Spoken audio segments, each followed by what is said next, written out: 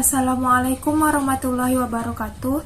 Perkenalkan, nama saya Natasha Aprilia dengan NIM 210421181, Prodi Ilmu Administrasi Negara, Fakultas Ilmu Sosial. Pada video kali ini, saya akan mempresentasikan materi tentang Collaborative Governance dan Democratic Governance, mata kuliah pengantar ilmu pemerintahan, dosen pengampu Bapak I.I. Permana, STMT. Baiklah, topik yang akan saya bahas pada video kali ini yaitu mengenai Democratic Governance dan yang kedua Collaborative Governance.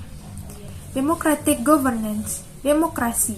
Demokrasi saat ini menjadi sebuah standar dalam legitimasi fundamental dan politik dari keberadaan sebuah negara. Demokrasi berasal dari bahasa Yunani kuno yaitu demos yang berarti rakyat dan kratos yang berarti kekuasaan. Demokrasi berarti kekuasaan rakyat atau dengan kata lain merupakan sebuah bentuk pemerintahan di mana rakyatlah yang menjadi pemegang kekuasaan tertinggi. Tata kelola demokrasi berupaya memastikan bagaimana prinsip dan cita-cita dari negara demokrasi dapat diterapkan dan dicapai. Selanjutnya, pengertian menurut Schema, Democratic Governance merupakan serangkaian proses yang harus dilalui oleh masyarakat sipil untuk mencapai konsensus dan implementasi dari regulasi, kebijakan-kebijakan, dan struktur sosial dalam rangka mewujudkan keadilan, kesejahteraan, dan perlindungan lingkungan. Kebijakan dan hukum dilaksanakan oleh banyak institusi seperti legislatif, partai politik, dan masyarakat sipil. Democratic governance adalah sebuah mekanisme, proses, hubungan, dan kebiasaan yang kompleks, di mana pencapaian tujuan pemerintahan dilakukan melalui sistem dan proses perumusan kebijakan yang partisipatif, transparan, akuntabel, penegakan aturan hukum. Selanjutnya, tata pemerintahan yang demokratis mengkombinasikan ciri-ciri dari rezim politik yang memberikan warga negara hak untuk mengatur diri sendiri atau demokrasi, dengan struktur dan mekanisme yang dipakai untuk mengelola persoalan publik sesuai dengan aturan dan prosedur yang disepakati. Artinya, masyarakat sipil memiliki peran penting dalam mengembangkan dan mewujudkan pelembagaan democratic governance. Gagasan ini mendorong pemerintahan demokratis yang inklusif dengan menggunakan ruang dialog yang tidak memihak agar mencapai konsensus dan pembangunan, di mana pilihan kebijakan yang digunakan mencakup pemberdayaan dan partisipasi dalam kolaborasi bersama. Selanjutnya, terdapat beberapa tujuan dari penerapan nilai-nilai tata kelola demokratis. Yang pertama, menciptakan kehidupan bersama yang damai dan harmonis. Yang kedua, menjadikan warga negara aktif dalam pembangunan. Yang ketiga, mewujudkan masyarakat yang setara dan inklusif. Dan yang keempat, mengurangi kesenjangan sosial. Selanjutnya, adapun prinsip-prinsip yang terdapat pada democratic governance. Yang pertama, penghargaan terhadap martabat kemanusiaan dan hak asasi manusia. Kedua hal ini harus dihargai dan wajib dilaksanakan oleh setiap institusi dan aktor baik dari kalangan pemerintahan yakninya eksekutif, legislatif, dan yudikatif maupun non-pemerintahan. Yang kedua, kesetaraan dan non-diskriminasi. Kesetaraan di sini berarti setiap warga negara memiliki hak dan kesempatan yang sama untuk merealisasikan kapasitasnya tanpa ada pembedaan. Selanjutnya, yang ketiga yaitu anti kekerasan, yaitu setiap warga negara maupun institusi pemerintah dan non-pemerintah wajib mendorong, mempromosikan, memelihara, dan menciptakan perdamaian. Yang keempat, toleransi. Prinsip toleransi bermakna menghargai perbedaan sebagai sebuah keragaman dan aset kekayaan sosial. Dan yang terakhir yaitu kemitraan. Dalam mencapai sebuah tujuan atau cita-cita bersama, harus dilakukan dengan saling bekerja sama antara individu atau kelompok dengan semangat saling menguntungkan dan bertanggung jawab. Selanjutnya, penanggung jawab pelaksanaan democratic governance.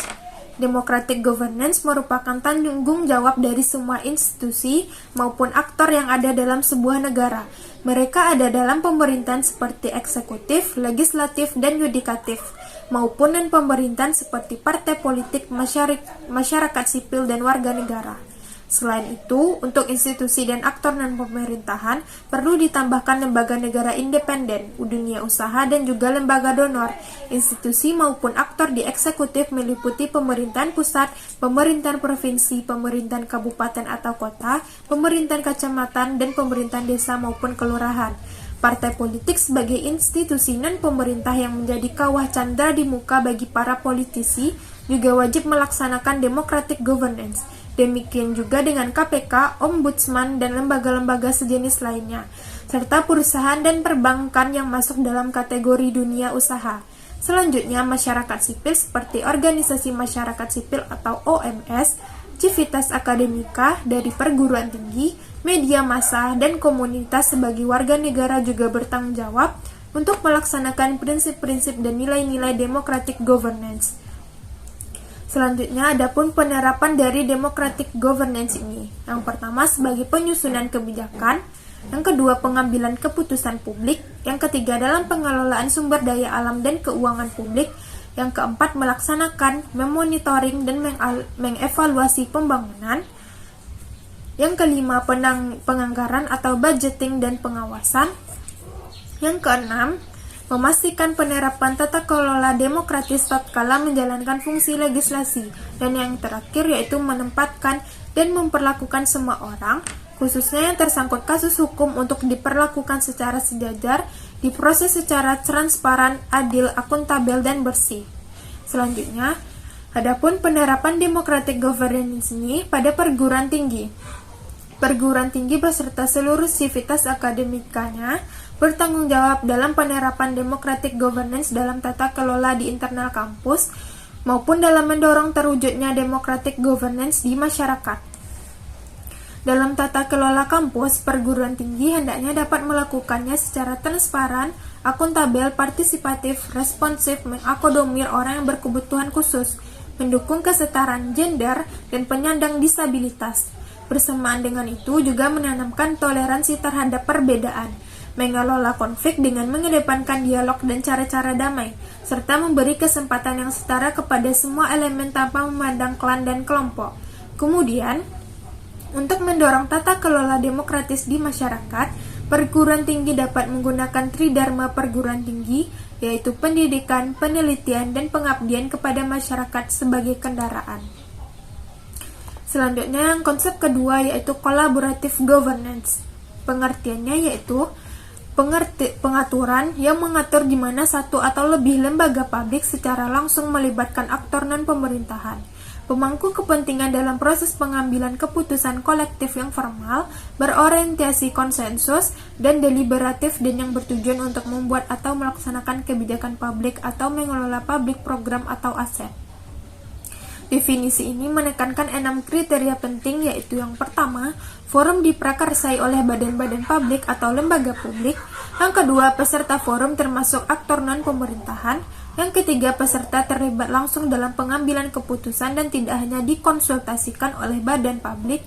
Yang keempat, forum diselenggarakan secara formal dan bertemu secara kolektif. Yang kelima, forum bertujuan untuk mengambil keputusan melalui konsensus, bahkan jika konsensus tidak tercapai dalam prakteknya. Yang keenam, fokus kolaborasi ini berorientasi pada kebijakan publik atau manajemen publik dan kepentingan publik. Selanjutnya, salah satu komponen penting dari istilah tata kelola kolaboratif adalah tata kelola.